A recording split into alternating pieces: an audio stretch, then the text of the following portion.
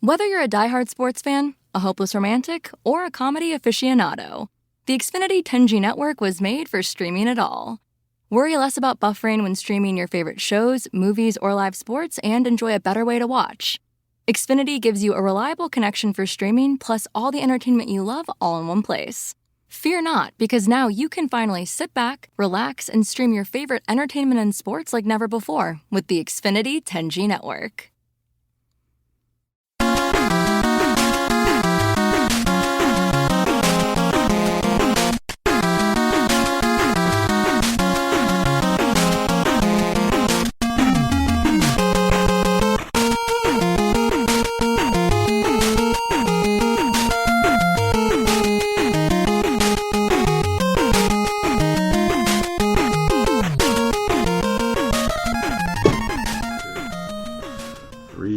I guess.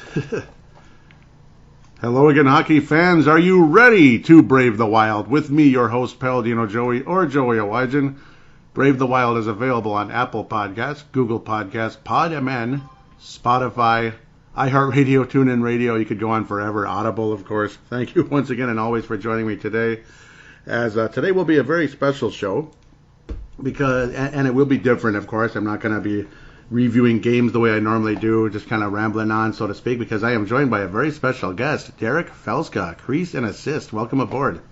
Hey, thanks for having me. It's been a while. I think it was actually about a year ago, to be perfectly honest, the last time I was on. Yeah, I think it was. Yeah, like it was the COVID lockdown, and this time it's spring break. That's what busy schedules do. But at least there's real hockey going on this time. Lots of it. Yeah. Lots of it. Yep, lots of it. And if we're from... Let's say if we're Gopher fans and Wild fans, we're a little bit frustrated right now.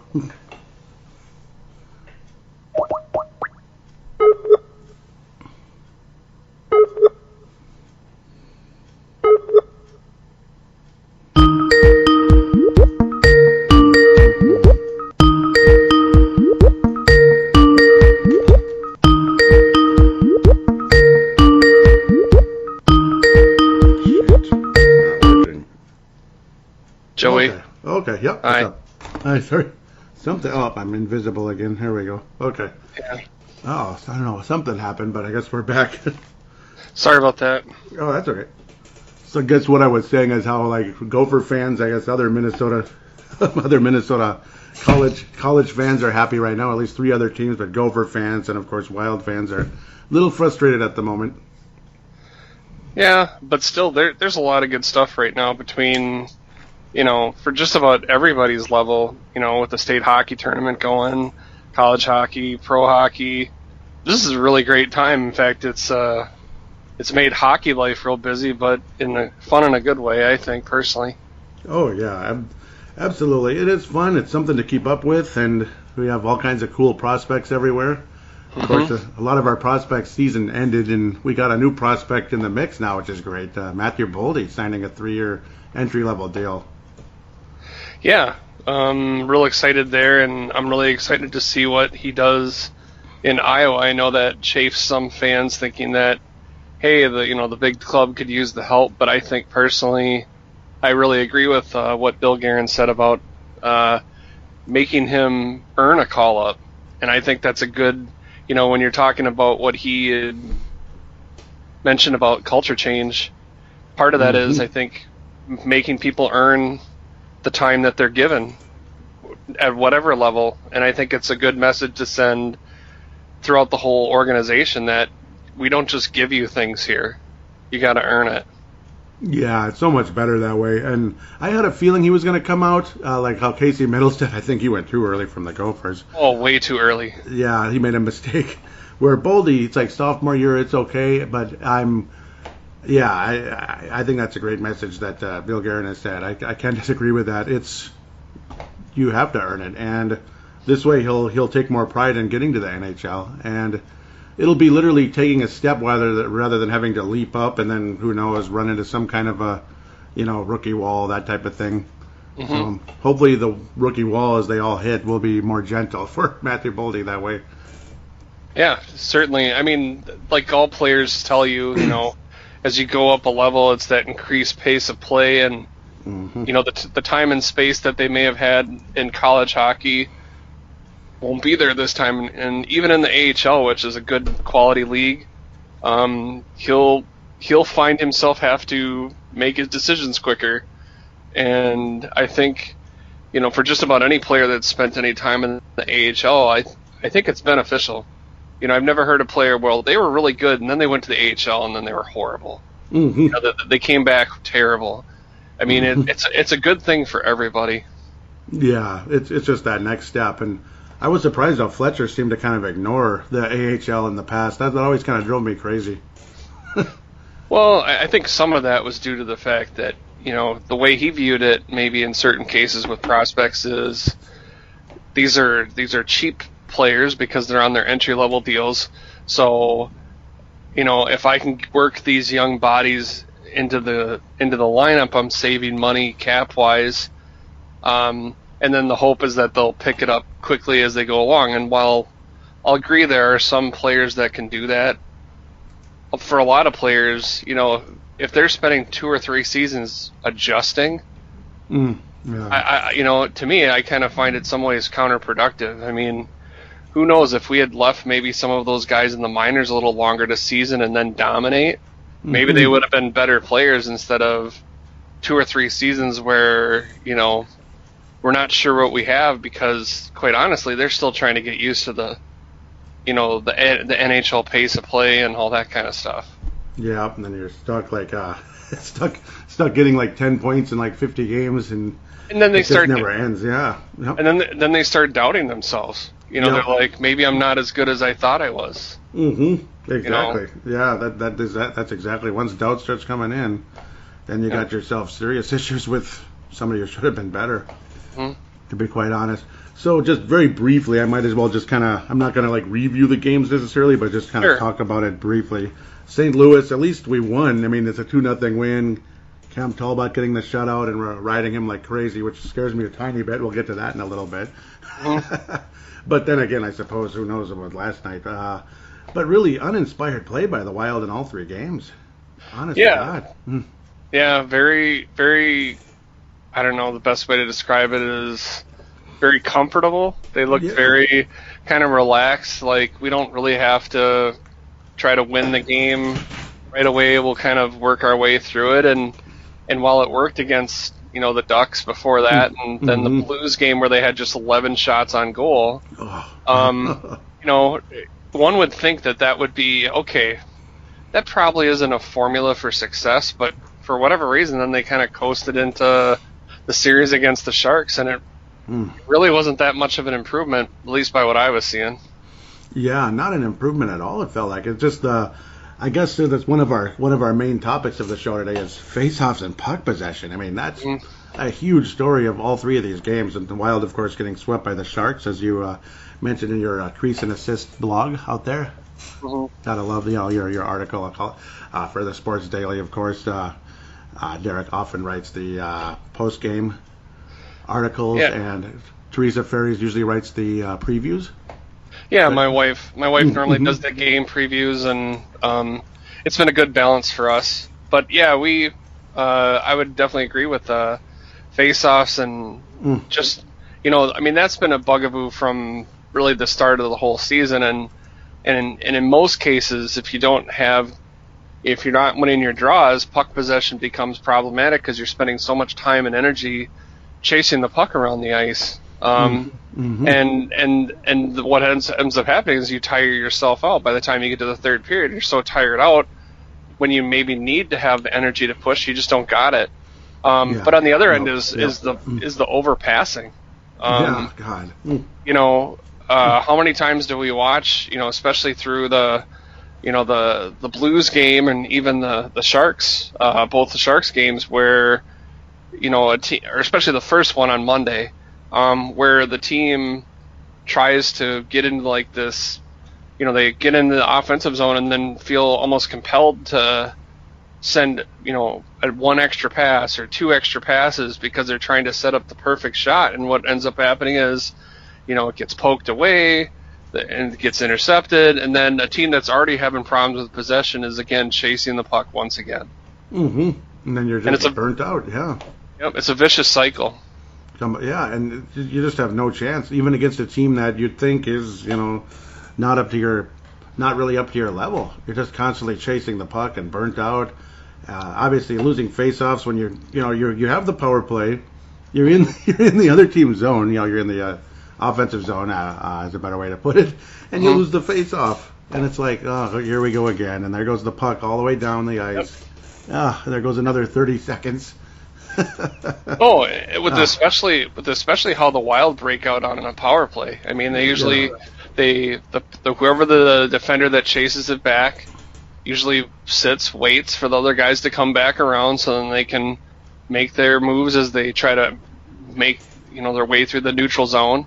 And then only the part that drives me crazy is then, well, if you watched even some of the breakouts, we'll make the initial outlet pass to a winger or a center with speed, and then he goes to the neutral zone, and then he slings it back to a defenseman who then is racing up the ice. They call it the slingshot, which is kind of a popular thing now. And he comes up through the ice. Once he crosses the red line, then he dumps it down the ice, which we often don't win the race to the loose puck. They throw it back down the ice, and we just do the same thing over again. So you've just killed 30 seconds, 40 seconds of your power play, and pretty soon now you're switching out your lines, and you're putting a new group of people out there that are trying the exact same strategy, and it's just maddening because you're not getting any shots on goal, you're not generating any offensive momentum or pressure with shots, and yet you wonder why you're less than 10% in the power play. Yep, that's why it's the worst in the league. Honestly, losing the face-offs and, like you said, all these slingshots, just dumping it in and not actually getting like winning the battles. That's why they're the worst power play in the NHL, like historically bad. And also brought up last night, apparently during the game, was the face-offs are historically bad as well. Obviously on the same topic. Yeah, it's just unreal. Well, I mean, I think anybody that was paying attention before the start of the season knew that was going to be a problem. When you lost Mikko Koivu, who even towards the end, though he may not have been scoring, he was still, I think, just above 50% on his draw. So, and then we lost Eric Stahl, who was probably maybe our second best faceoff guy. So now you're down to Eriksson Ek, Rask, and then whoever else they were going to end up bringing in. In this case, it was Nick Bukestad and Nick Bonino. And Bonino's been our best guy in the draws. The other guys are all less than 50%. So is it a big surprise that that's a problem for us? I mean, especially considering none of those guys are top-end offensive talent.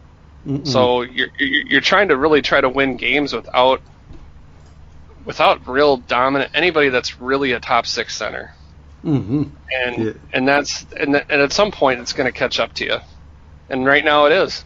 It's a big time, yeah. Like anyone, Ryan Herman's like the worst of the bunch. It seems like in the faceoffs, but I suppose he's not even really a true natural center. But as we, unless you have something to say about Hartman, Victor. And Victor Rask too, yeah. Well, I mean. That's. I guess I'll just address this because it's been thrown around a lot, especially on Twitter. A lot of people are throwing a lot of Rask blame out there, and I'm not trying to sit here and defend Victor Rask and say that you just need to give him a chance. He's a number one center. No, he's not. He's a number one. He may be playing number one center on this team, but that's not really a fair guideline because we don't really have a first line center anywhere. Nobody is. He's the definition. Not even the first. Oh, good. Well, I'm saying there's nobody on the team that's really a first line center. Yeah. They might occupy that spot, but they're not a first line center in the NHL sense. Yeah, in a sense, we just call them a default. That's really all they are because. Oh, exactly. Because someone has to be, right? Yeah, exactly. Yep. Well, I was just pointing out last night to somebody that was arguing with me, I guess. I mean, Victor Rask has 1% less on his draws than the guy that they're saying needs to be that spot, Joel Eriksson Ek. Yeah. And while I realize faceoffs are just a part of their argument, if faceoffs are a huge part of our possession, then if he's just 1% less, does it really matter? I mean, you're talking, that's a pretty tiny thing, and either way, both players are losing more of their draws than they're winning. So I don't see how that fundamentally, moves the needle enough to suddenly, I think I lost him again. Uh-oh. Just in time for the train to show up. Find that argument. Uh-oh. I lost you for a little bit there. Are you still there? Yeah, I'm still there. Okay, yeah, I lost you for a bit. I'm sorry. Okay, well, I'll try to restate my point. I'm not sure what they got in that. I was just saying that he has Victor Rask is just 1% less on his draws than Joel Eriksson Ek, and I realized that his trains are coming. Yeah, the train's coming. This is that's the Wild power play, right? No, I'm just kidding. I wish it was. Yep, yeah, that's cool. That's just, I thought we'd get a chuckle out of that. Anyways, sorry. But I mean, I realize that face-offs are not maybe the person's entire argument, that they feel that Eriksson Ek has a better offensive upside. But still, if possession is the name of the game, a person that wins his draws at just 1% more, and even though they're still losing more than they win, I don't see how that moves the needle and suddenly the Wild's offense is, clicking again. I think a lot of it has to do with the fact that we did well against the lesser part of the division, but if you really look at our points from our top two lines, it's pretty stagnant. I mean, I mean, the one advantage I can say, just from my anecdotal articles that we do, I put the stats in for every single game before we play. So I'm the one that's manually putting the stuff in, and you could argue that for some of our players, their improvement has been pretty glacial. Joel Eriksson Ek hasn't scored since March 14th. He has 1 point in his last 8 games. So does that tell you that that's the solution? He has 1 point in 8 games. Yes. Yeah. He's disappeared. Yeah. That's ridiculous. Honestly, yeah. He's completely disappeared. Yeah, and Victor Rask's last goal was on March 18th, and he hasn't scored a point since. So neither player, but you're talking about 1 assist difference in the last 8 games. No one's lighting it up. So to me, while I understand people say, well, if it's not working, change something. Okay, but is that really likely to make a difference? I don't think so. I think they are what they are, and most of them, yeah. Well, I think we are. I mean, the Minnesota Wild are not going to be a team, at least even with Kirill Kaprizov, we're probably not going to be a team that has one of the leading scorers in the league. I look at the stats too, and I see, a player. I realize it's Connor McDavid. Yeah. But he has like 65 points. The top scorer in the Wild has the top scorer in the Wild is 27. 27, yeah. We don't even look like we're in the same league. No. It's like Philadelphia years ago. The leading scorer had like 38 points or something. Like way back in the day, yeah. Well, our first year, our top scorer had 38 points, Scott Pellerin. Yeah, Scott Pellerin, that was it. Yeah. We traded him away for garbage. Yep. And then we probably offered him like a minimum contract or something, and then he just turned it down. Yeah. Yeah, and then Gabby had 36. I still remember all that. Yeah. Yeah, he had 18 and 18 goals. Yeah, yep, you got it. Yeah, we both have a good memory about that was a fun season. Just because, we're back.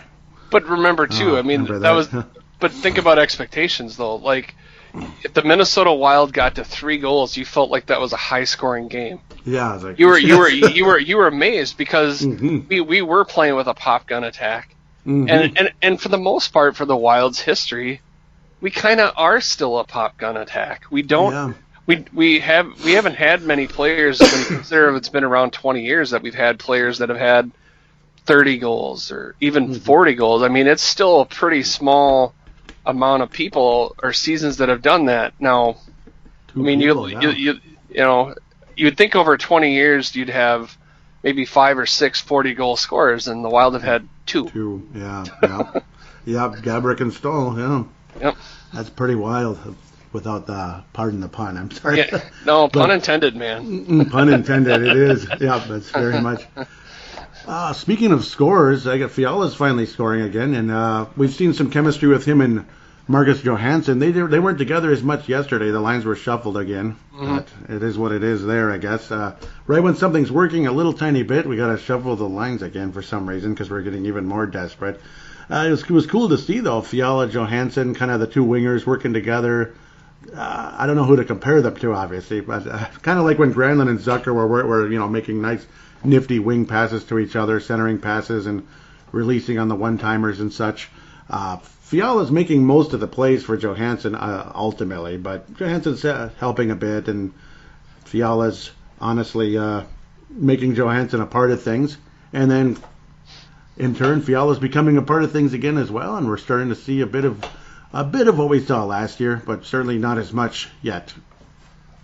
Yeah, I would say that, well, like last night when Evison started juggling the lines in the second period, and he put Fiala with Zuccarello. I mean, I think really it's for the same purpose. He's trying to get a table setter to get Fiala going, and if that's what it takes, I don't have a problem with that. I mean, whether Zuccarello, he's really been the closest thing, I think personally, even though a lot of credit ends up getting pushed towards Kaprizov because he's exciting. I think Zuccarello has really been the catalyst this year. I mean, we weren't doing much, and then he showed up, and that got the lettuce line going, and really kind of took Kaprizov's game to another level. And I think he's, at least you got to give. I mean, Zuccarello had 2 points last night, and he seems to be the person that can sometimes get the best out of people, and he's showing vision with his passes. In fact, I was watching the Sharks broadcast last night, and they were marveling at how Zuccarello was, threading passes, and noticing, Wild players, in scoring positions and setting them up, and if he's the person that's really the guy that's, I guess you could say, the quarterback, so to speak, whether it's on the power play and that kind of point position where he's the puck distributor. Why not use them and get people going? And I liked what Fiala had with Johansson. It to me, then it gets Johansson engaged too. Yeah, that's then he's more worth it, really, rather than just like a dead roster spot. You're just waiting. Oh, just scratch him. He can't play, and we can trade him for a 7th round pick or something. Yeah. And then a lot of us kind of frustrated with Zuccarello the last year or so with the poor production, the no move clause, the $6 million a year, and now he looks like he looks like the guy we originally thought we were getting from the New York Rangers / Dallas Stars. He really does. Yeah, I would agree. I guess if there's anything, as a person who, I will totally admit, I was extremely critical of Matt Zuccarello. Me too. Yep, my hands raised. I would say that I was probably pretty harsh towards him. But yeah, me too. I totally buy that he must have been hurt last year, because he looks like a completely different player. While I wouldn't necessarily say he's quite as pesky on the puck as like he used to be when he was younger, he still is a very good passer, and he still demonstrates high level, not to use like, I don't know if you're a big Star Wars fan, Joey, or not, but he's got the metachlorians in him that allow him to anticipate things. Like he has this, like, whatever you want to say, sixth sense, where he knows where the play is going to develop, and he makes that pass where it needs to be when it doesn't look obvious. And he's got that skill. It's something you either have or you don't. It's an awareness, and he has that awareness very effectively with, he's shown that with different players. So it's not just, you can't just say, well, it's all Kaprizov. I mean, Kaprizov makes him look good. No, he's done good things with Fiala last night. Was basically the guy he was setting up. So I think that's only a good thing for the Wild. It'd be nice if others would get on board and try to take that kind of initiative. Yeah, there's a reason why he's so popular. When you have a guy like that can like make you better and and just set you up with such unbelievable vision. I mean, and obviously his personality is good too. That's a combination. But I mean, God, I would love to play with a guy like that if I actually could play. And I can also attest to wrist injuries and soreness and such. My right wrist has been sore for 20 going on 23 years. Ouch. So yeah, I can imagine like just being able to how tough it would be to direct the puck the way you want to when you're somebody that's been that good of a passer. Why last year he may have struggled a bit, and any type of surgery that might have corrected that issue. We're seeing we're reaping the rewards, as they say. No doubt. No doubt. Yeah, that could have been. I can't even imagine the pain though. The wrist getting hit with a slap shot. My God. So on with the goalie tandem, or should we talk about Parise first? Maybe goalie tandem. That's a bigger issue. Yeah, because Talbot. I mean, it's nice. It's nice how good he's been, but obviously I'm paranoid about riding goalies because look what happened to Dubnyk and Backstrom. I'm just paranoid, and of course he's over 30. I don't want to override Capo either because you always know how that can turn out. I think in Capo Kakkonen, despite last night not being the greatest game ever, it certainly wasn't all his fault because the Wild never had the puck. Seemed like. He's more than worthy of significant amount of games as well in my mind. Yeah.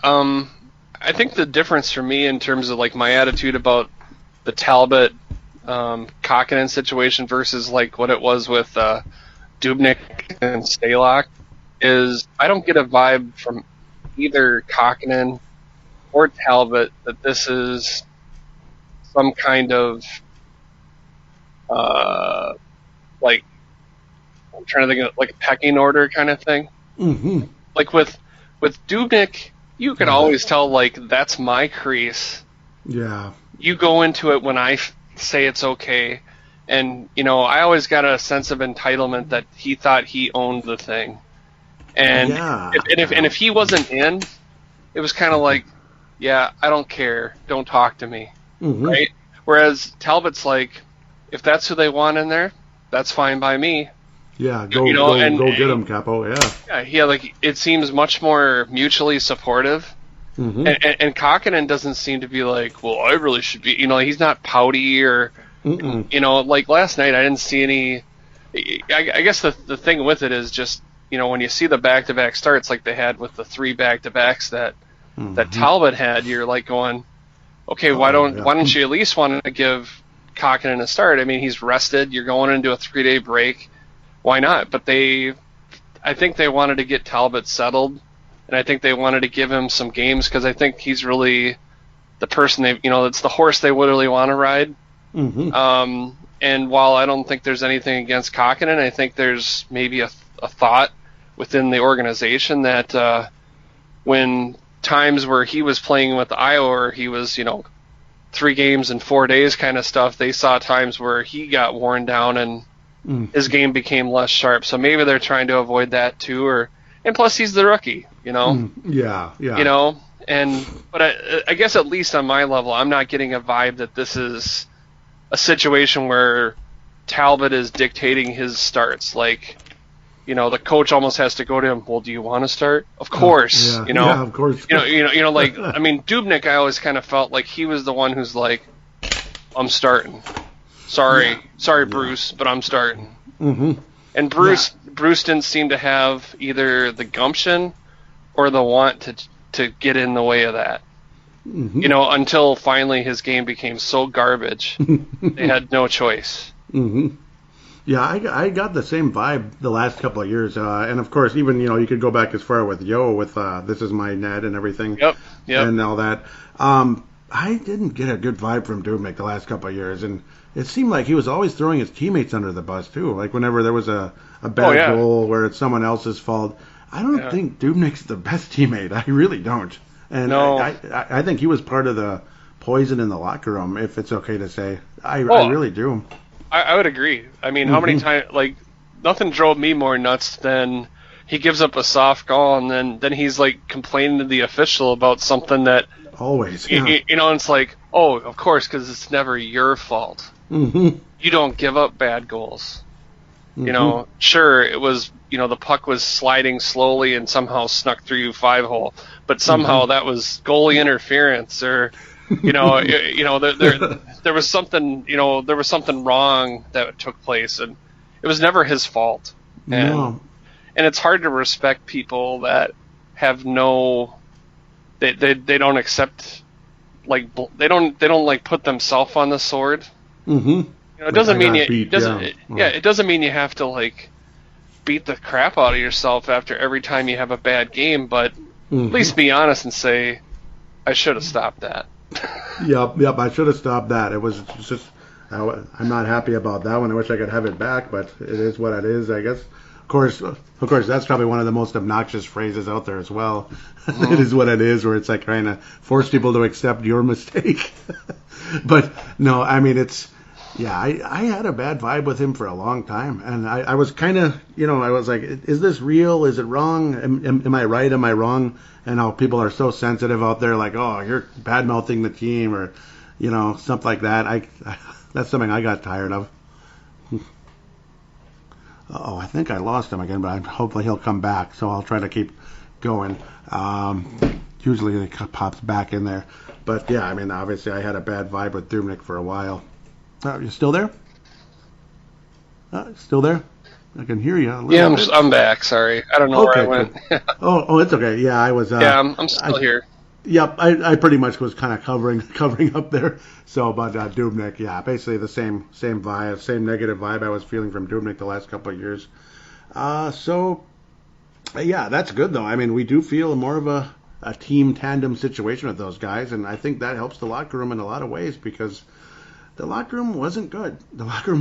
And there's a reason why Bill Guerin said there's something rooted here, culture-wise, that's not working, and we need to change it. Just the way he said that, I was just like, Oh, yeah. I felt like $1 million. Well, and we've seen things, since then. I mean, apart from whatever the clearing house, I mean, I personally don't think that necessarily all the players that got moved were people that were quote unquote problems in the locker room. I think some of them, but I think some of the motivation was also to send a message that anybody is movable. Mm-hmm. There's no sacred cows here. Yep. And I think, but as the season has gone on, we've seen other things too that indicate how there's a difference now. We've seen an alternate captain get scratched. Yeah. Zach Parise. I mean, that never would have happened under Mike Yeo. It never would have happened under Bruce Boudreau. Those guys may have wanted to do it, and I've always hoped to be perfectly honest, haven't we all hoped that, Mike Yeo or Bruce Boudreau would have been like, you know what, I wish I could have scratched that guy. Yeah. But they won't, because they know that if they did, they'd probably be blacklisting themselves. Mm-hmm. But neither of those two really seemed to want to call out players, and that was probably part of the culture problem there too, is that there wasn't a lot of, at least, outward accountability. I mean, at least from the coaching, you don't have like we're not saying that everyone has to be like a John Tortorella where you have to call players out all the time, but for some people there's a place for that, because it is a part of accountability. Instead of pretending everything's all fine when everyone knows it isn't, you gotta be able to speak honestly.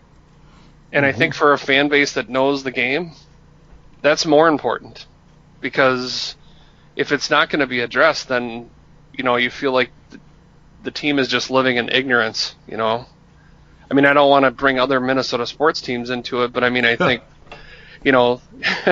like with the Minnesota Vikings bringing back Dakota Dozier. Yeah. Really? Excuse me. Oh, shoot. I mean, I'm a high school football coach, so I'm not an idiot. I know. First of all, I was an offensive lineman. Second of all, nice. I've watched the Minnesota Vikings, and what's the problem? Their whole line. Yes. And to bring back one of the guys that struggled mightily, and saying that, well, he's going to be better now, seems pretty darn ignorant of the issue. But that is what the Vikings have done, and I don't know who would buy that argument that he's just going to be better now, but they're apparently hoping people will buy that. But whatever, not me. Not me. Yeah, check out the Purple Mafia podcast. There's going to be a draft preview coming up eventually, as soon as I get around to that, and of course the free agency roundup. Obviously not completely caught up at this point, but yeah, Dakota Dozier, he was ranked like 82nd or something for left guards. So yeah, he's pretty good. He'll be okay. You know, it's okay. The turnstile continues, kind of like Dubnyk in goal the last year or so. Oh wait, no.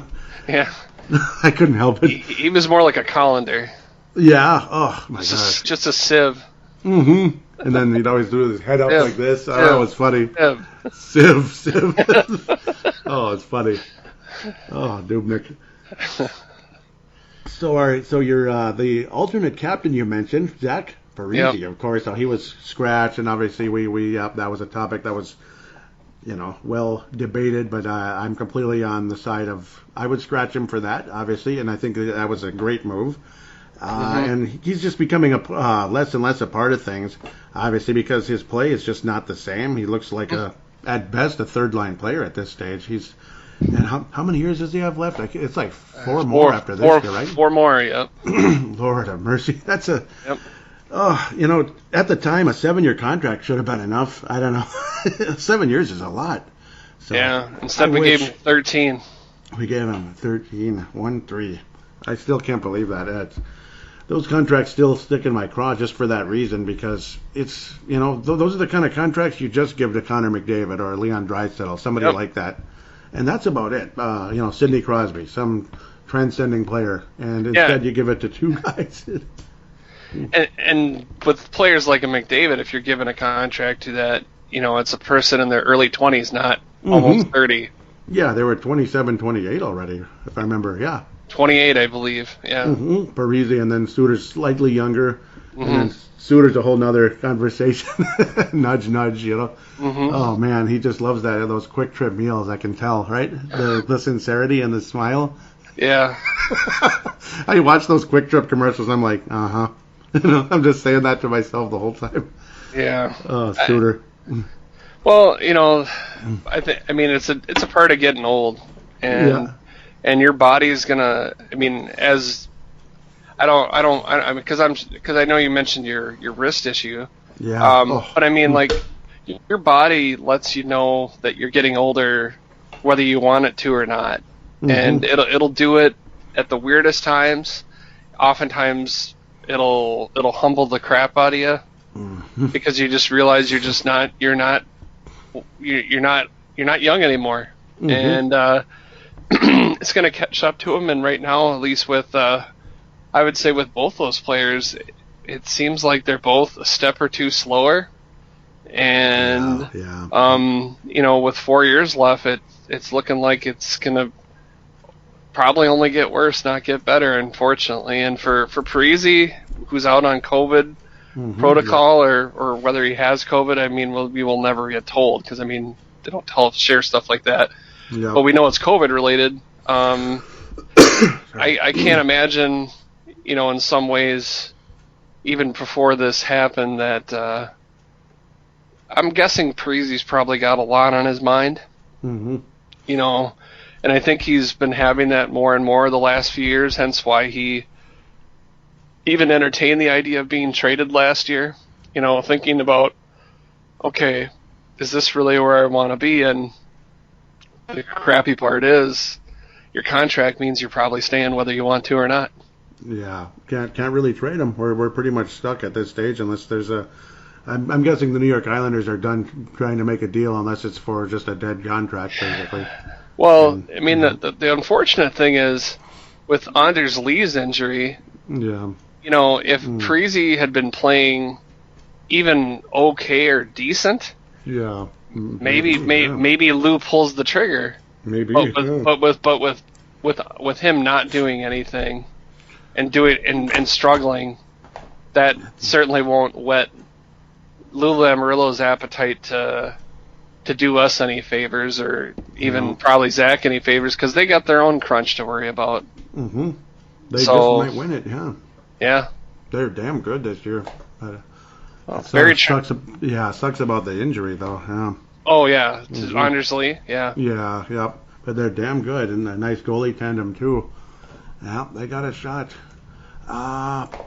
So dare we move on slightly here? Basically, Sure. I don't know about like previewing. I'm not gonna, maybe not previewing too much, but I guess we're playing Vegas twice and Colorado twice before next week's show. How are we going to fare here? It's hard to say. I like the way the Wild played against Vegas, but obviously they've been beat by them also. And Colorado, obviously that was, an absolute buzzsaw last time around. And Colorado scored 9 goals last night, if I remember correctly. Yep. Oh my God! Whoa. Yeah, I mean, good thing Cups aren't won in April or March, so that's the one good thing. So maybe Colorado might hit a wall at some point between now and then. Otherwise, at best, I'm looking for a split between Vegas and Colorado. I'm praying for a split. Praying. Well, if you get that for the Wild at this point with how they've been playing the last few games, you probably feel like you escaped with two splits. Yeah, I think a bullet. Yeah. I think the realistic thing is if you can get one win, that's probably better than what you're playing at right now, because the Wild's going to need the Minnesota Wild are going to have to find a completely different level than what they've had really the last 4 games, where you're not going to just get 11 shots and beat either Colorado or Vegas, who are both those teams are very stingy on top of having good offense. They're both super good. Yeah. Yeah, I mean they're good at both ends. I mean. If you look at the metric, or not this is an analytics thing, but when I'm doing stats today, I for Vegas, I think they were 8th offensively and 2nd defensively. Damn. I mean that's a great combination where you score a lot and you give up almost nothing. Yeah, you're naturally just gonna win a lot of games. And Colorado's pretty much the exact same way. Yeah. Colorado scores. They're really starting to score now because guys are taking off. That was almost kind of like a sleeping giant. A lot of guys were kind of quiet, and now they're all hitting their stride. And but they're still a stingy team defensively. So now they're just crushing people. Literally a buzzsaw. I mean, if we get one win out of I think maybe we beat Vegas once because they're not playing so great lately. But for them, the good news is Leonard's back and he's playing. Yep. He's better. His goals against average has dropped to 2.35. No shutouts yet. Fleury's got 4. Fleury's always kind of hot and cold, but when he's hot, he's just the best basically. Of course, we know how once in a while he'll let you down in the postseason with Pittsburgh and Vegas. But Leonard could help provide that dynamic duo in the net for.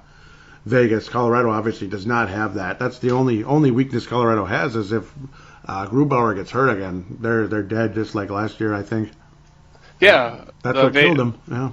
Well, Vegas. I mean, if anything, the Vegas not doing what so many people thought and getting rid of Fleury turned out to be a really great move on their part. By holding on to him, they basically have kept 2 starting caliber goalies, and that's a pretty sweet luxury to have. It really is. I mean, that's how the Wild went on our miracle run when we still couldn't score. Well, it feels like 30 years ago, but was it 18 years ago now? Wow. Yep. We're feeling old. Every time I try to jump, I can't jump anymore. I used to be able to float on air. Now, not really. Now I just land. That's about it. Yeah. That's about it. So, prospect conversation, I mean, the NCAA tournament, this and that. Very happy. We talked about Boldy earlier, just thrilled about getting him on board. Nick Swaney, he's playing in either his second last or his last game coming up in the Frozen Four. Yep. One way or another. Obviously, we don't have anybody on St. Cloud or Mankato. Yeah, we do. We got Sam Henches. Oh, Henches. Yeah, St. Cloud's Henches. Duh. Nah, Mankato's the one I'm thinking. Sorry about that. I don't know why I was thinking probably North Dakota for some reason. We haven't ever had anybody from there except unless you count Parisi. But no, not as a college prospect like with their people there. Yeah. Yeah. Nope. We've never had a college prospect from there. Yeah. Sam Henches. Obviously, he's in his junior year, right? Yep, he's a junior. Yep. And Swaney, for sure, one way or another, he could be with Iowa, and we'll see what happens. I'm a fan of Nick Swaney's. He gets a lot of shots. He doesn't bury a lot of them. I mean, he'll have like 9 shots, and there are games where he doesn't score. But I mean, I guess on the one side of it, he's pulling the trigger. Yeah. You know, I mean that's kind of his game. He was pretty quiet in the 2 or the regional game they played against North Dakota. I didn't think he was that big of a factor for the Bulldogs in that game. Sam Henches was okay, but there were other players on the Huskies that did a lot more damage in those 2 games that when they won the East Regional in Bridgeport. Yeah, definitely. And then the femur injury. I mean, I just saw right away, like, that's a femur, isn't it? Where the knee went into went into like the upper area. Yeah. Oh God, that for Easton Brzezinski. Yeah. Brzezinski. Yeah. Oh my God. Yeah, he was just down, not gonna get up. Well, and he was. I mean, in a strange way, that rallied the Huskies in that game against Boston College. The whole team raised their game in Brzezinski's absence, and Brzezinski had been playing pretty good for them in the last few weeks for St. Cloud State. In fact, he was also, you may remember this, but he was also a tryout at Minnesota Wild Prospect Camp a couple years ago, actually. Easton, because I don't think Easton's drafted. I don't think he is. And we gave him an opportunity as a local college kid to see what he could do, and there's nothing wrong with that. I mean, obviously it's a pretty talented hockey family in Blaine there. But I mean, yeah, that was a tough one for the Huskies, but you know, give them credit. They definitely raised their game at the right time, and I'm really hoping that they make some noise in the Frozen Four. Yep. Yeah, they got to play Mankato next too. Yep. Oh, talk about puck possession. Oh, God. Oh, yeah. Puck possession. Who won the battle against the Gophers and the Mavericks? One thing I'm tired of is being called a rodent. People are calling me a rodent and stuff for like Gopher fans and ground rats. Yeah. Ground rats. Yep. They win 1 game, now they won 2, and they're all of a sudden they're like they're better than North Dakota. But you know what? If you can see parallels between like the Wild and the Gophers. You know, the way the Gophers played again in their quarterfinal game against who was they play first? Omaha. Omaha. They look great. Wasn't that fun? And then the next night they looked tired. I mean, they looked exhausted, and the team that played an overtime game to make it there, Minnesota State, was playing with tons of energy, and they seemed just to want it more. And, you know, I see the same kind of thing with the Minnesota Wild, you know, where guys seem to kind of just be going through the motions. And I'm sorry, if it comes down to 2 teams, usually that determination, willpower, whatever you want to call it, it usually ends up rewarding teams. It's not the team that just shows up and wins. It just doesn't work that way. No, it doesn't. And it really parallel. It looked like Minnesota, Colorado almost. I mean, minus the super duper star talent of Colorado, but it felt that way. You know, the puck possession, they dominated, they beat us up, and like you said, we looked kind of like, you know, we got this, we have the talent, and kind of, you know, you could even go all the way back to Union years ago, Minnesota versus Union in the national championship game, where like we got this, we have the talent, we'll be okay, and then they just like. They ran us over, and I was irate. I was cursing my head off that night. Well, you see it. It's a subtle difference in competitiveness, but you know, I always kind of equate it to this: watch which team is truly crashing the net and hacking and whacking at the puck, and which team's doing flybys. Usually, the team that's crashing the net's the one that's burying the goal, not the flyby club. Yeah, only once in a while, yeah. Yep. And you can't wait. You can't wait till the last 10 minutes to start crashing the net. It's usually too late. Yeah, down by 3 or 4. and that's look at how many times the Wild are like that. You know, but since you're talking about college prospects, I mean, Yeah. the other one, of course, is Philip Lindbergh, your guy. Yeah, I was about to. Yeah, yeah. Go ahead. Who's I love that guy. Yeah. I think he froze up again. Shoot. But yeah, as he was saying, Philip Lindbergh, that's my guy, and Boston College or Boston. No, they're extremely stingy in a big. Oh, I lost you again.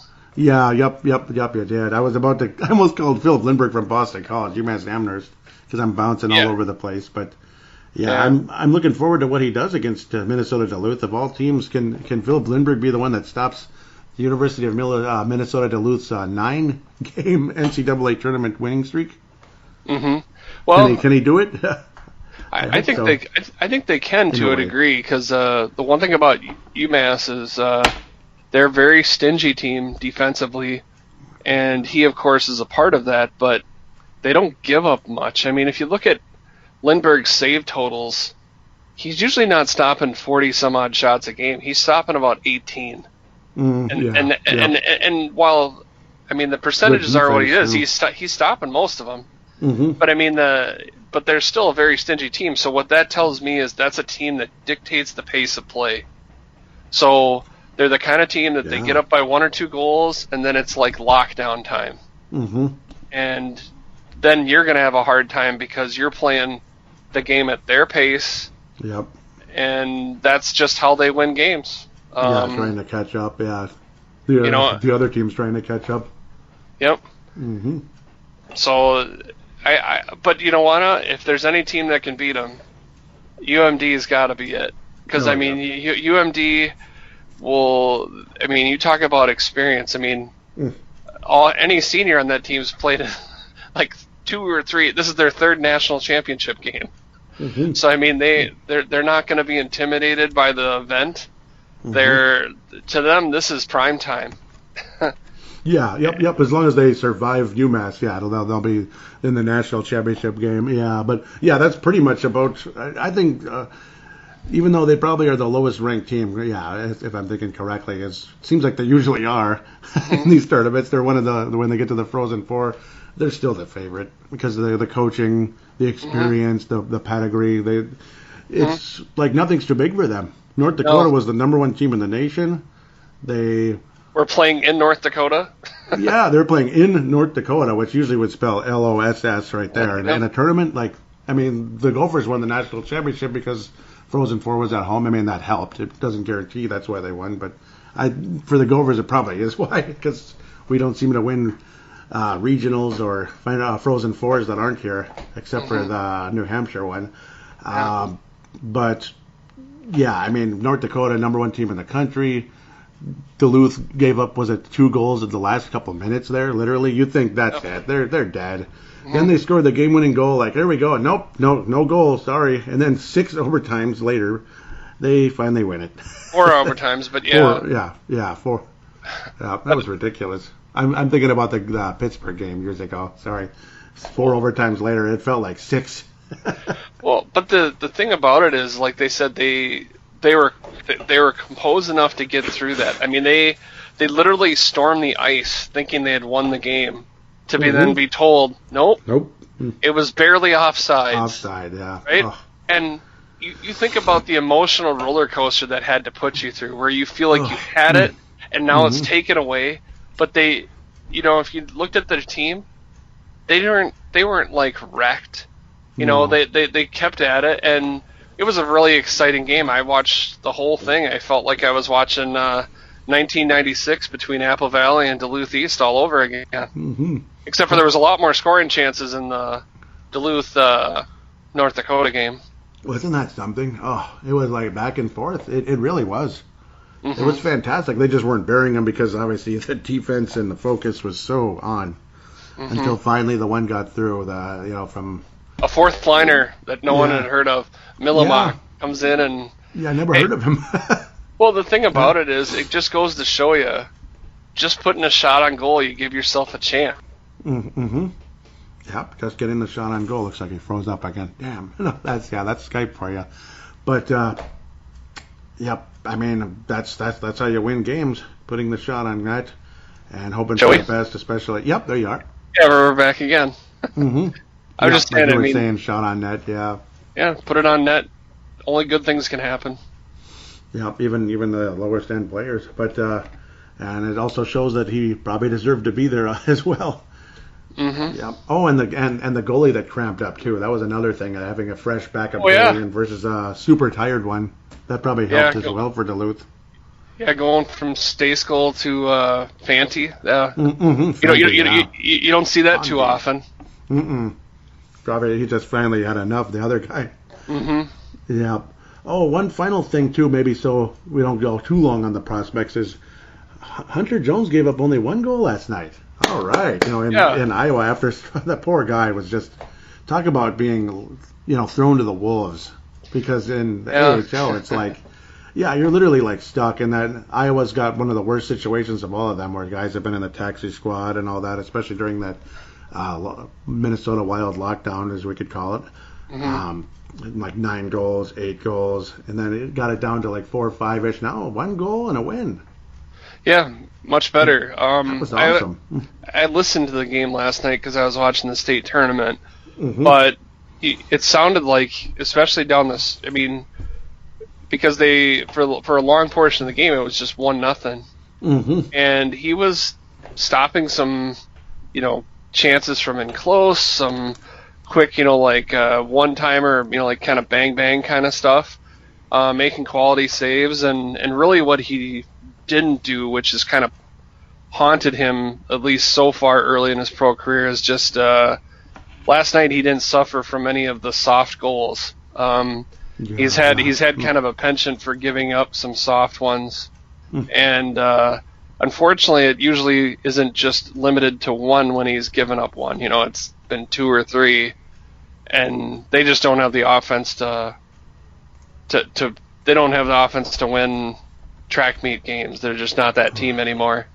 That's for sure. Yeah, I mean it has been slim pickings over there in Iowa this year. Oh my Lord! Well, at least who's our guy? Jerry Mayhew's finally been doing something again. Yeah, it's good for him. Him and Gabriel Dumont are pretty much the carrying most of the offensive load, but they're getting some contributions from guys like Damien Giroux, who I've watched a lot of the games and I've listened to a lot of it, and right now the Wild coaching staff down there can't say enough good things about Damien Giroux. He is now being used in all situations, just like he was when he was with Saginaw last year in the OHL. He gets rave reviews for his work ethic, his attention to detail. Apparently he asks a lot of questions. He comes in for extra video time with the coaches, which of course coaches love that because it shows a player wants to get things right. And so he's playing very, very well, and if anything, I would definitely say he's made a really good impression on the Wild Brass for, his approach to the game. So, and for a player in his first year as a pro, that's a pretty encouraging thing to hear. Yeah, very solid. He's like the second leading scorer, and like you said, he does a little bit of everything, or like a lot of everything in some ways as well. All the different situations. Yep. So he's like a top line type of guy in that sense. He's going to get a lot of time on ice. So should we head into the fan interaction? Sure. Unless there's another prospect. Of course, we'll probably bump into a prospect question somewhere along the way. Oh, I guess I would just mention that Kalen Addison's that's the other one. He's playing pretty well down in Iowa. He's definitely the team's best offensive defenseman. He really is the only true offensive defenseman that they really have now. And he's performing well. He's finding his way into the score sheet more often than not. And I haven't heard anything negative about him, at least, and seen anything negative in the games that I've watched. I've watched probably about 3/4 of the Iowa Wild games this year, and he's looked pretty good. He looks awesome now. Yeah, so that's another encouraging sign from a prospect perspective. 12 points in only 15 games. Yeah, awesome. Age 20. Yep. So obviously, the future's very bright with him. So depending on if we trade away one of our right shots pretty soon, obviously we know who that is. I would think most fans would know. I got one more prospect I want to mention, and this is just for you, Joey. And anybody else that's listening too. But mainly because he's a person you've talked about. Bryce Misley. Oh yeah, Misley, so he's after his season at Vermont was done, his senior year, joined the team on an amateur tryout, and a couple things about him is he has a little more pace than I think I was expecting when I saw him. While you watch a player, listen to you look at a person's statistics from afar, you don't really get the intangibles like how they skate, how they play. He skates better than expected. I would say he's an above average skater. He likes to throw his body around a little bit, which that's something that, the stats won't tell you. You don't know if they're really going to hit or not. And he doesn't mind that. We haven't seen any points from him really. Just three games, no points. Yep. But he's he doesn't look like he's like way overwhelmed or like a player, like a deer in headlights or anything like that. Now, whether that's going to yield him a contract is kind of up in the air. I'm sure in a certain level, with the team adding Matt Boldy, that probably doesn't help him because that's another person in the lineup to put in. But yep. I think he's done okay when you consider, at least from his college production, didn't really give you a lot of signs that he was, I guess there was a big, opportunity for him necessarily. Yeah, definitely has struggled with the points. Like his junior year, he had 10 points. That was his career high. But I'm definitely rooting for him. I believe his father follows my Twitter account for at Brave the Wild anyway, which is where we're heading. And of course, but you can always jump in and mention any prospect you want as well. But yeah, it's cool to hear that he's a good skater though, or at least an above average one. So I think that's obviously super important when it comes to any form of hockey. Yep. So for the Twitter account at Brave the Wild, hashtag BTWMN is a good way to organize things when people question, comment, this and that. The first guy is Derek Felska. I don't know who that is. No, sorry. He must be an idiot. Maybe because how dare he not think Joel Eriksson Ek is the next I don't even know who to compare him to anymore. The next Jonathan Toews. Yeah, Jonathan Toews, like a really solid defensive center who can do everything, but who can score and get a hat trick here and there against the Wild. Jonathan Toews. So he says the NHL trade deadline is coming up, and yeah, it still is. It's hard to believe it's going to come up in April. But the 12th, yeah, man, that's a ways still. The Hockey News suggests gifted and still fairly young scorer Anthony Mantha is available from Detroit. Does that player interest you for the Minnesota Wild or not? Of course, right winger for Detroit.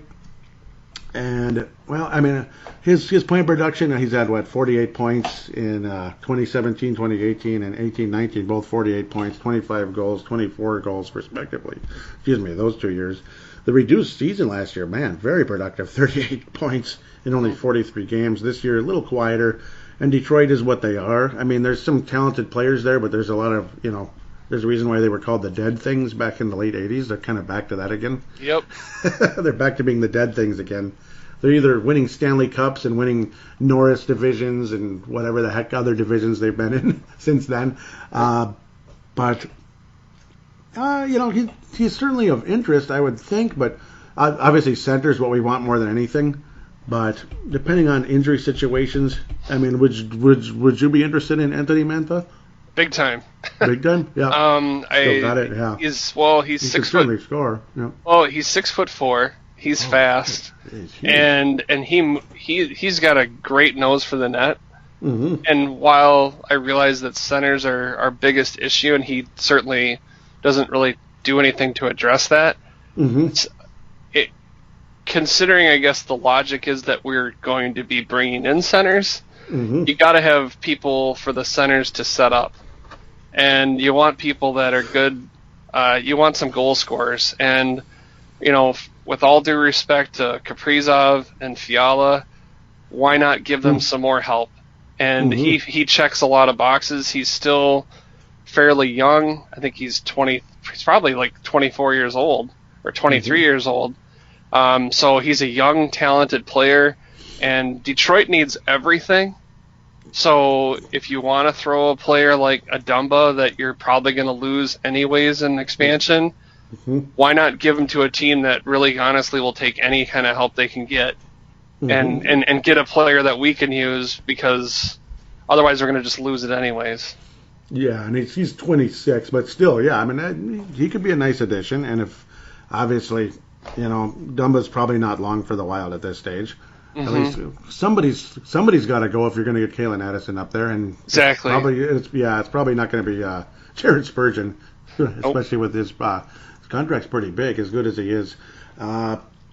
So before I lose where I was, where did I go? Oh no, it's gone. Oh, shoot. That figures.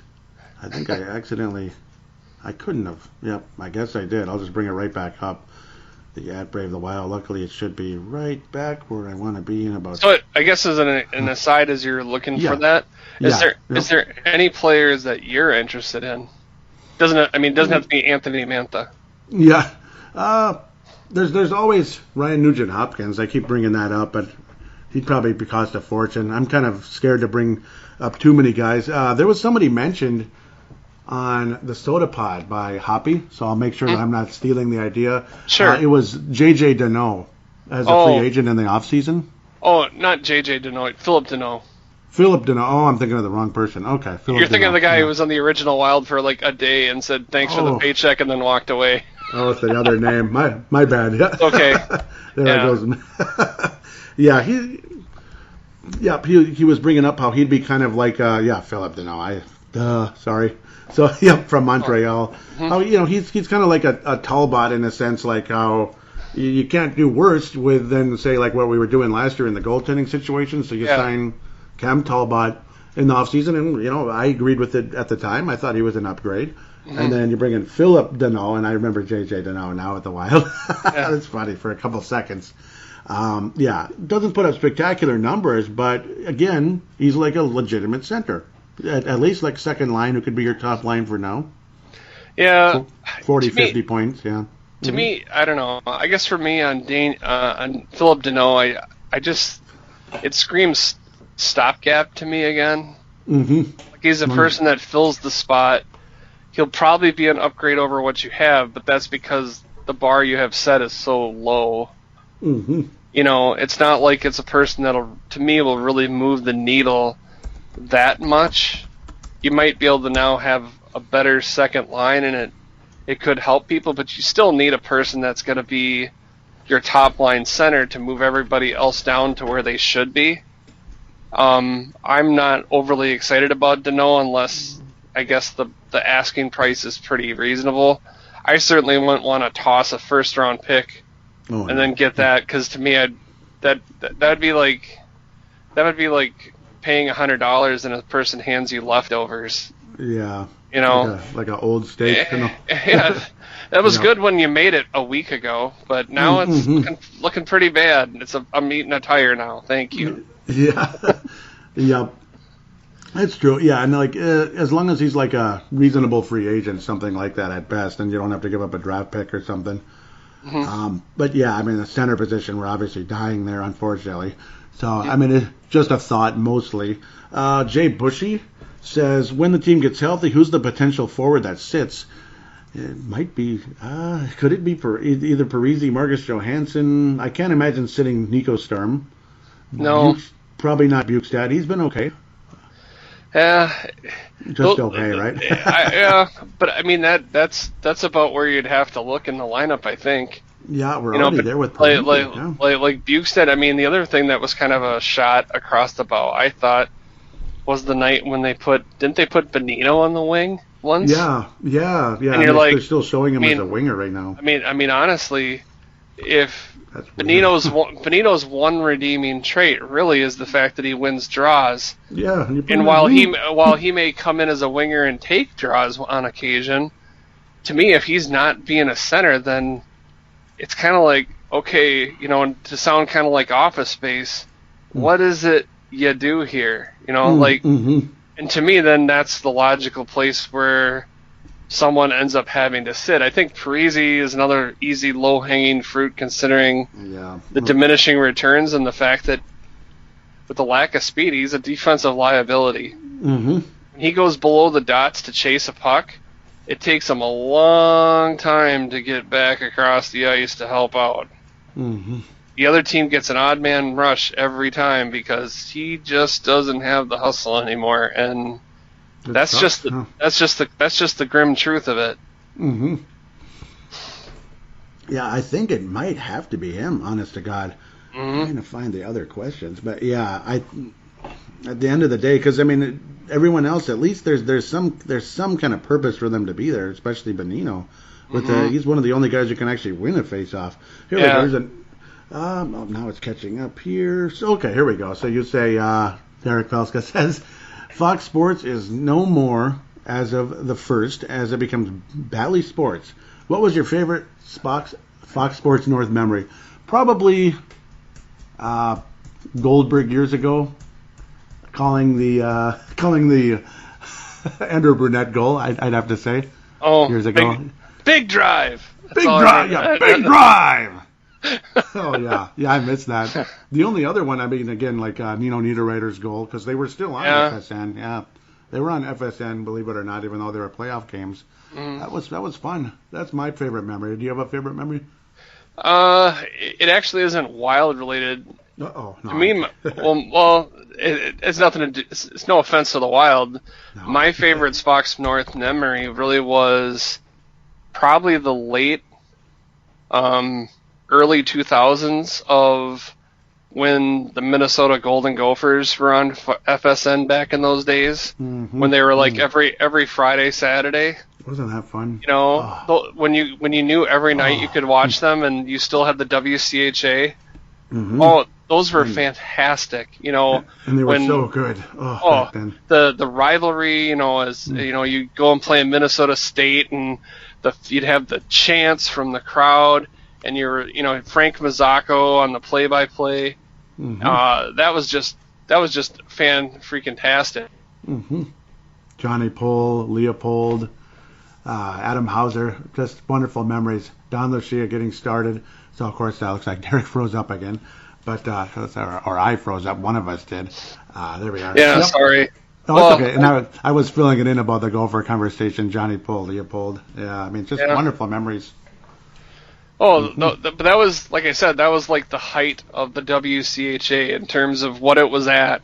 And then, of course, the deep chasm that was left once, the WCHA was fundamentally changed.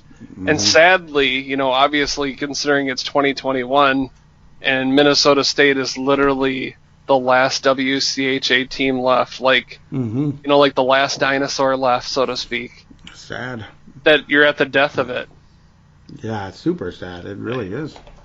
Yeah, I miss it. I think there was hope for all of us that, if the WCHA could somehow survive, maybe we could go back someday. I wish. Yeah. Now, once it's dead, it's gone. That's gone.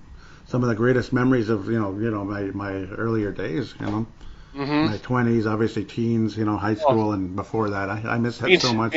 Me too. Brian Bonin. Yep. I miss those days. So another question is, if the season were to end today, what team in the Honda West wouldn't you want to see the Wild play, or any of the other divisions? Which three other clubs are the junkyard dog of their respective divisions? So that would be, would I not want us to play in the first round for the Wild? Yep. Definitely Colorado, the way things are going, even though in the past, when we've been terrified of Colorado, we end up beating them. That's the weird part. I was terrified back in 03 and in 14. But I would rather play Vegas in a series. I think it'd be much closer. I think the Wild would actually have a shot at it. And those games were awesome a couple of weeks ago. It feels like 3 months ago already. But Colorado, I'm definitely the most scared of versus St. Louis or Vegas. I would agree. That'd probably be the matchup I would fear the most. I'm really hoping Vegas trades away Ryan Reeves. Oh yeah, because I think he gets into the Wild's heads, and we don't play the same. If he's not there, I think the Wild play a lot more confidently. Like it or not, that's the truth. Yeah, he was pretty much added for a postseason like a couple of years ago. Yep. And he's stuck around ever since. And give him credit, he's very good at being the player that he is. Oh yeah, yeah, he No, is. he knows his role and he plays it well. Mm-hmm. And Professional goon. But the amazing thing, I was looking this up too. He only has 18 penalty minutes. That's really weird. Wow. So he's an agitator that doesn't end up in the box. Yeah, he'll just make you go in because you lash out on him. Yep. That's funny. Yeah. Mm-hmm. So a whole bunch of nopes. You shared this. Jody Helvey says, any chance Boldy leaves school and joins the Wild?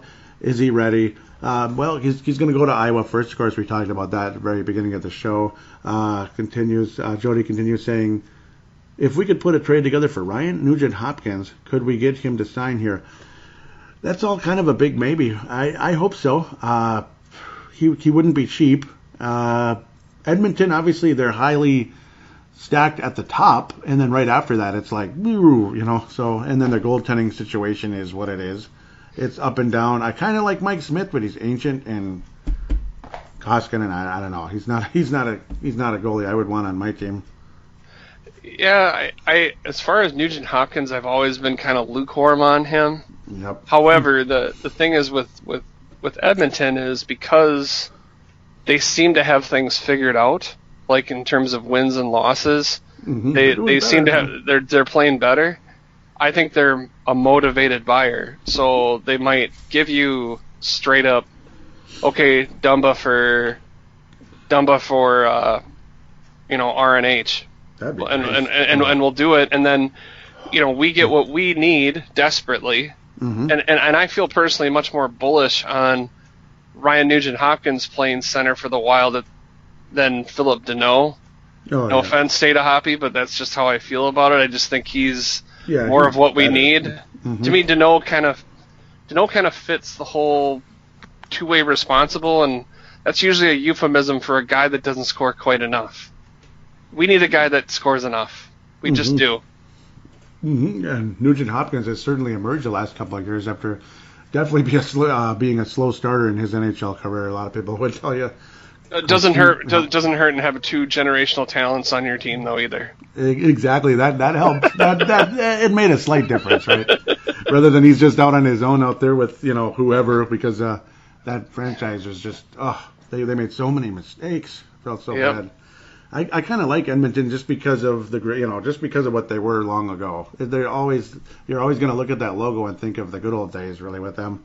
Oh yeah, the '80s Oilers. The '80s Oilers. Yep. Like I say on the show all the time. Have you ever heard of the '80s Oilers, ladies and gentlemen? I always say that.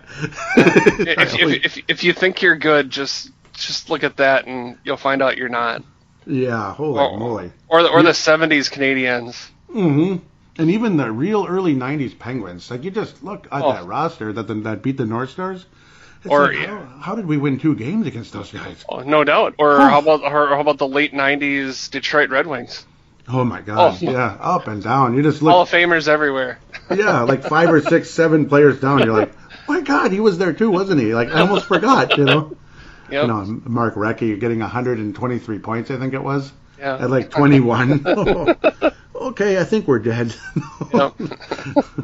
I think this might be the last one. We'll see. Brian Herrera says, he says, we have no real centers on this team. We'll trend down until we can get someone who can center Kirill and Fiala. Yep, I think that's true. I mean, we desperately need a center, and Ryan Nugent-Hopkins is way at the top of my list. Honestly, I keep bringing him up, and that's honestly who I want right now. I did not hear the question, so. It went out on you. I'm sorry. Yep. Okay, my bad. It's not your fault. Yeah, it's the Snipes. Damn it! No, we have no real centers on this team. We'll trend down until we can get someone who can center Kirill and Fiala. Okay. Mm-hmm. So we're back to Ryan Nugent-Hopkins again, basically. Yep.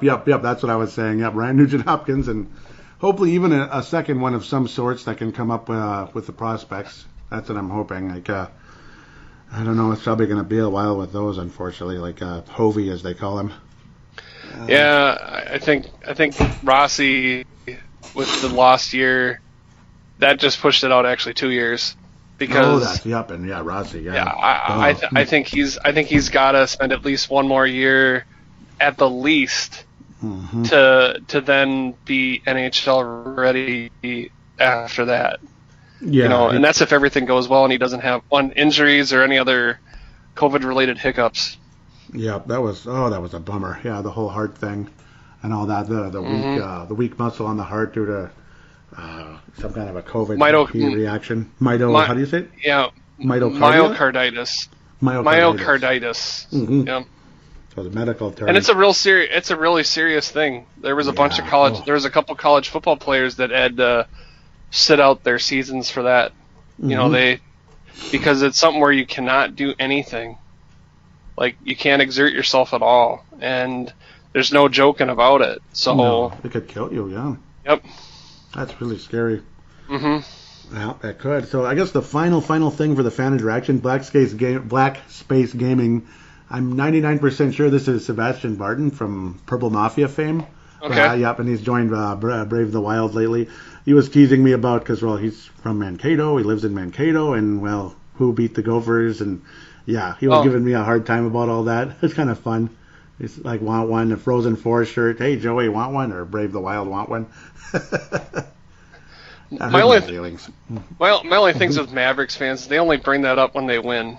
Yeah. Otherwise, they're pretty quiet, because until this year, they didn't even have a win in the NC2A tournament. So yeah, that's what there wasn't a lot of ground to stand on. And the thing I would answer to him as a Gopher fan is, how many national titles do you got?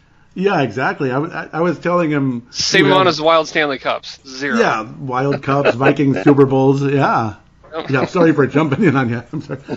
Yeah, he was saying. I was telling him you have 1 year with postseason success, and you have the guts to trash a team with 5 national championships.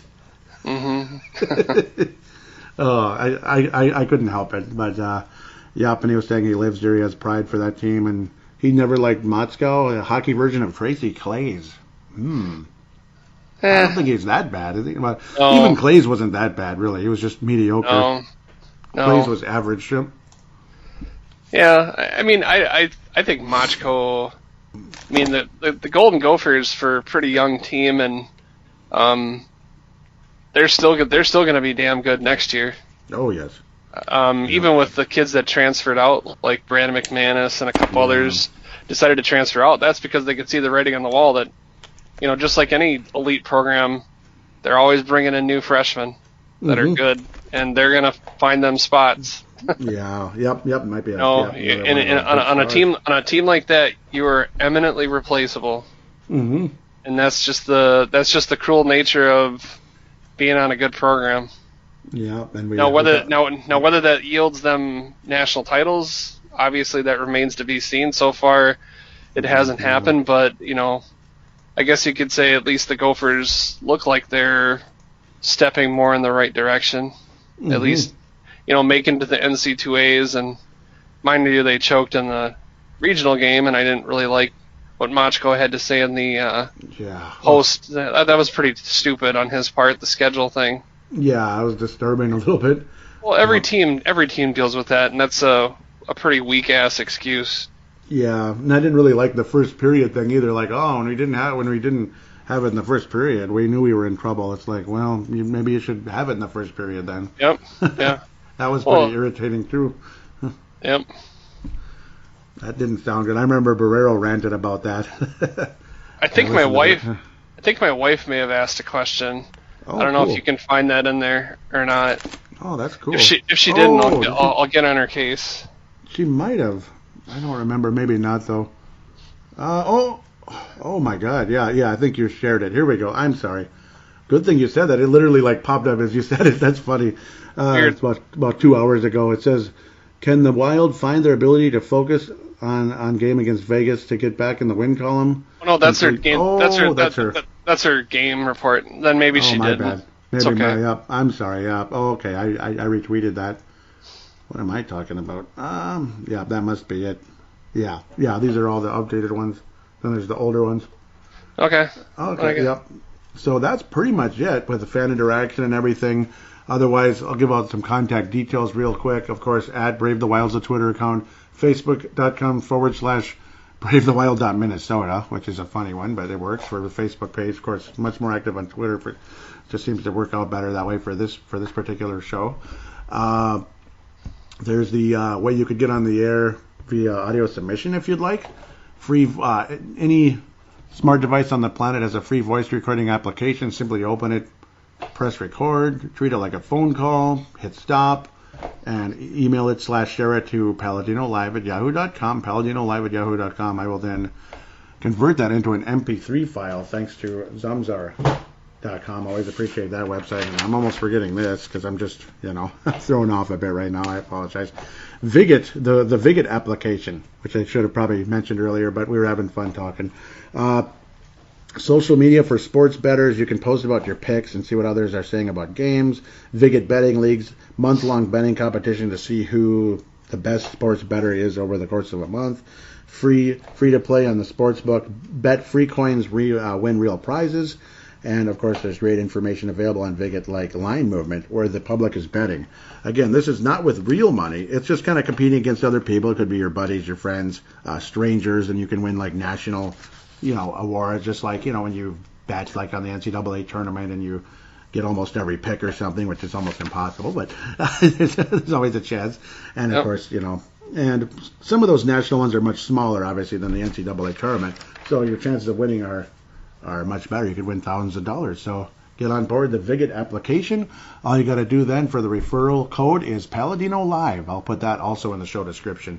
Shout outs to, of course, MNW Prospects. Of course, happy to be a part of that. I covered the Q, as they called it, the Quebec Major Junior Hockey League, the BCHL, but unfortunately those two leagues have not been playing right now. So, but the others, Pavel Burnett, Justin Bakke, Brandon Kloss, they cover college, they cover the AHL, they cover the ECHL, and other junior leagues that are actually playing, like the WHL and such. Really proud to be a part of that page. On the Twitter account, obviously, also I'll share that. Facebook.com/MNW Prospects and at MNW Prospects. Shout outs also to Minnesota Wild Global and Minnesota Wild Nation on Facebook. Thank you guys so very much. Very happy to be a part of those. And of course, Derek Felska. Hey. Yep, who's this guy? No, he's an idiot. Assist. Oh no, because he hates Joel Eriksson Ek so much, right? He just hates him. No, no, just being honest, right? That's the only thing I can do is be honest. Yep, same here. I try to be as honest as I can. At Crease Assist, of course, and I'll let you. If you want to share anything about that some more. Well, I would just say that, I don't know, in case you missed it, obviously with the state tournament going on, I had my state tournament preview. Oh, yeah. So far, all my predictions are doing pretty well, even with the COVID situations that kind of put a damper on things for Bill Murray and also Hermantown. Hermantown, can you believe that?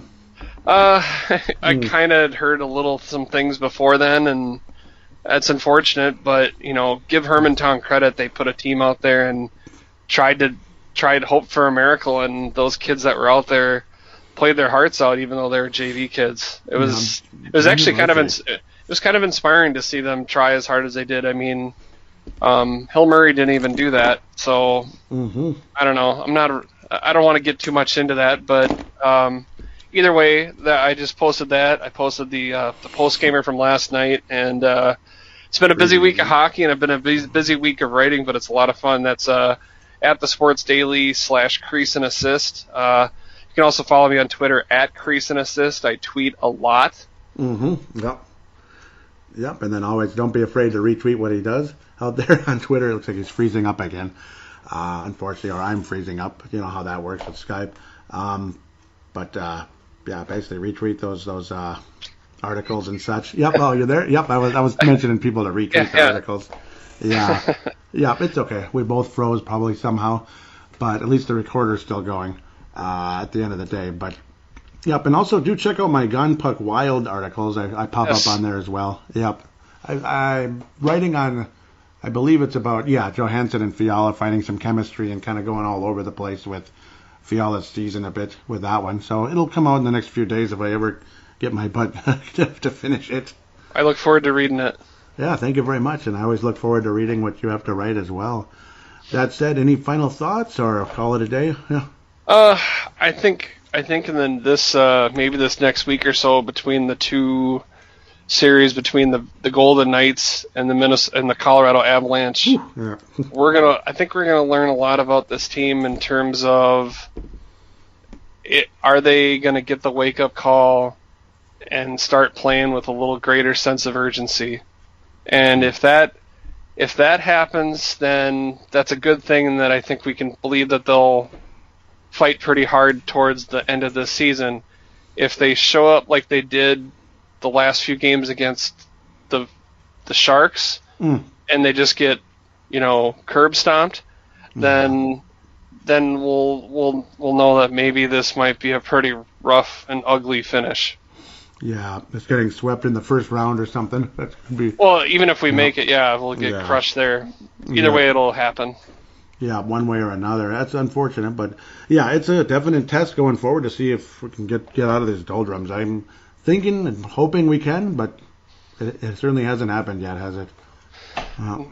Not completely. I mean, they still have a 6-point lead on the Blues, because the Blues have been crappy, but you want to go in with momentum. You don't want to backslide in like we did so many years with Yo. That usually doesn't do a lot for your confidence, but it also usually doesn't mean you end your season. You end up with a whimper, not a bang. Yeah, you want to have a bang, no doubt about it. With that said, I think that's a perfect way to end it. Let's end with a bang, literally, with the Wild and with this episode. Thank you again so much for joining. Got to have you on more often. Hopefully, obviously schedules are what they are, but got to find a way somehow. That's on me. Yeah. Well, thanks for having me. I really appreciate it, and thanks for all that you do. Thanks for all that you do for helping spread the word for things, and it's always fun. It's always fun being here. Yeah, and thank you also for the retweets and no problem notes and all that. Always appreciate that. That really cool article you wrote a while back. Really appreciate that. I owe you an article myself. Yeah, I gotta do that. Let me know. I'll gladly put my 2 cents. I never shy away from giving an opinion. Oh, yeah, me neither. All right, with that, we will call it a day. Hope the Wild can step things up. Hopefully this lingering cold goes away for myself, but then also hope you have a wonderful rest of the spring break there. I hope so. Thanks a lot. Yeah. All right. Take care. Yeah.